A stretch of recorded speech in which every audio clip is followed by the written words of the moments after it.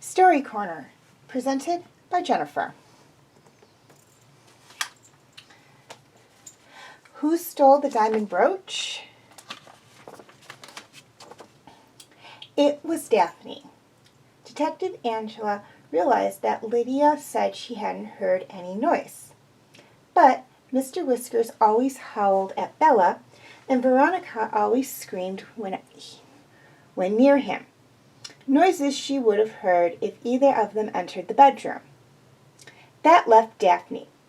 She was hoping to sell the brooch to get money for more purchases. Okay, for those of you who deduced the answer correctly, very good job. For those of you that didn't, well, you have another chance to figure out who the culprit is, starting now. The very last act.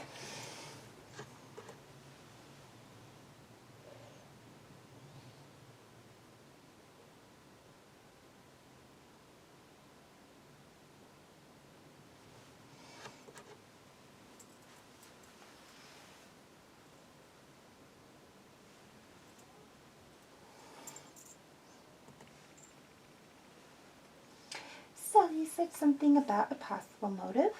Detective Lang asked her partner.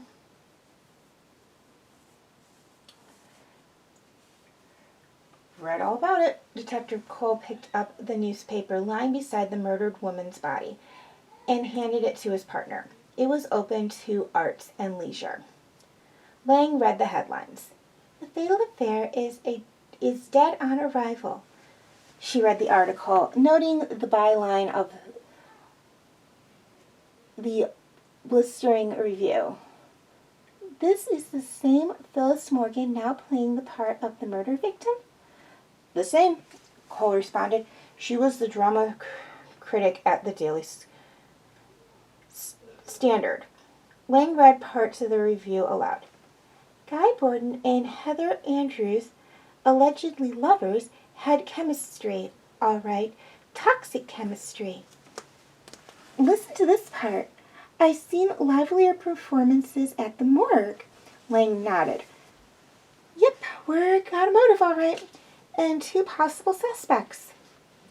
Noel knelt to examine the handgun lying next to the toppled chair by the body. Forensics had found no prints on the gun. Morgan had been sitting beside the small tea table when she was shot.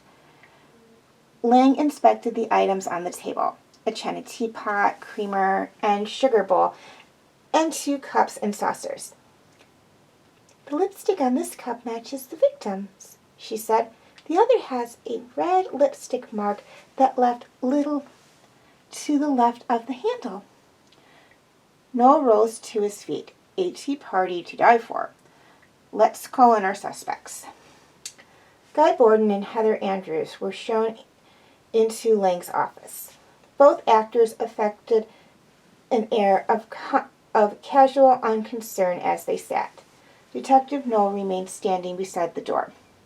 Just what is this all about, officers? Borden asked. Murder, Lang responded simply. Phyllis Morgan was murdered at around 11 o'clock this morning, approximately 6 hours after her review of your play was published. Oddly enough. No, Andrews gasped and let a gloved hand hover in front of her heavily make-upped face. That's awful, just awful. I can't believe it, Borden exclaimed. She was fine when I stopped by her apartment this morning. It was around 10, as I recall. She was alive and well. You went to see her this morning? Detective Knoll asked. I did, to call her out on that terrible review. You see, Phyllis has always been willing to accept criticism, as well as dish it out. Is that your understanding, Mrs. Andrews? Knoll followed up. The actress sighed. Mr. Borden isn't putting on an act about that. It's true. Phyllis is very dramatic, shall we say. She'll listen to other points of view. And did she get an earful from you as well? At around 11 o'clock today? Lang asked. Certainly not. Andrews was indignant. I saw no point in discussing that cruel and unfair review with her. I did not see her at all after I read it. Detective Knoll watched, waiting for Lang's follow-up question. He was surprised when Lang suddenly smiled and slid her notepad and pen across the table to the actors. I hope you don't mind, but before we go on, would each of you kindly sign an autograph for me? I've always been a fan. The two thespians smiled. Heather Andrews picked up the pen with her left hand and signed her name with a flourish. Guy Borden did the same, right-handed. Thank you, Detective Lang said, examining their signatures. Now can we get back to the interviews? Detective Knoll asked. No need to extend this performance, Lang said. We have our suspect. Who murdered Phyllis? Write your answers in the comment section and tune in next time to Held Up at the Jewelry Store for the answer.